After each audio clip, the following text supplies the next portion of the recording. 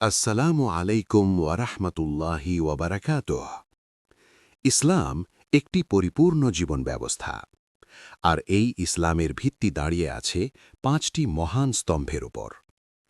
প্রিয় নবী মুহাম্মদ সাল্লাল্লাহু আলাইহি ওয়াসাল্লাম ইরশাদ করেন, ইসলাম ৫টি স্তম্ভের উপর প্রতিষ্ঠিত। আল্লাহ ছাড়া কোনো ইলাহ নেই এবং মুহাম্মদ সাল্লাল্লাহু আলাইহি ওয়াসাল্লাম আল্লাহর রাসূল, এই সাক্ষ্য প্রদান করা, সালাত কায়েম করা, জাকাত আদায় করা, রমজানের সাওম পালন করা এবং সামর্থ্য থাকলে হজ পালন করা। এই ৫টি স্তম্ভই একজন মুসলিমের ঈমান ও আমলের মজবুত ভিত্তি। আজকের ভিডিওতে আমরা জানব এই ৫টির মধ্যে ৩টির গুরুত্ব, ফাজিলত এবং আমাদের জীবনে এর বাস্তব প্রয়োগ। ভিডিওটি শেষ পর্যন্ত দেখুন, ইনশাআল্লাহ গুরুত্বপূর্ণ শিক্ষা পাবেন। তাই আপনি যদি সহিহ হাদিস ও কোরআনের আলোকে এমন আরও আলোচনা পেতে চান, তাহলে আমাদের চ্যানেলটি সাবস্ক্রাইব করে সঙ্গে থাকুন।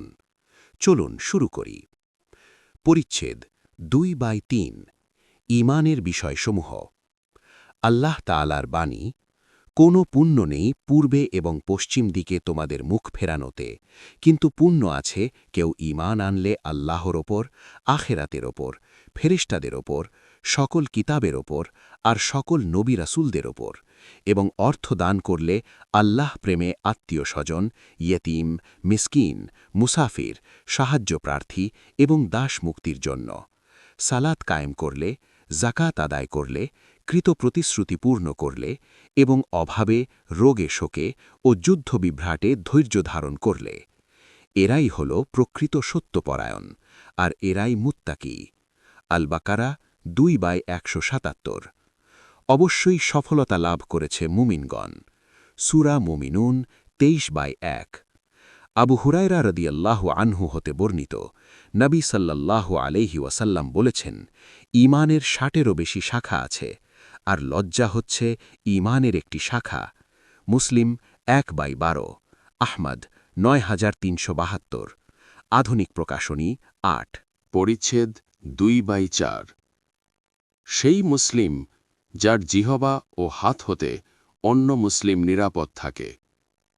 আবদুল্লাহ ইবনে আমর রাদিয়াল্লাহু আনহু হতে বর্ণিত, আল্লাহর রাসূল সাল্লাল্লাহু আলাইহি ওয়াসাল্লাম ইরশাদ করেন, সেই মুসলিম যার জিহবা ও হাত হতে সকল মুসলিম নিরাপদ, এবং সেই প্রকৃত মুহাজির, আল্লাহ যা নিষেধ করেছেন তা যে ত্যাগ করে।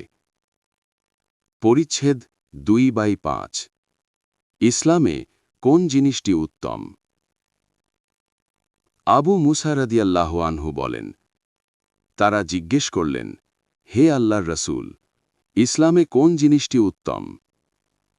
তিনি বললেন, যার জিহবা ও হাত হতে মুসলিমগণ নিরাপদ থাকে। মুসলিম ১/১৪। আহমদ ৬৭৬৫। আধুনিক প্রকাশনী ৯।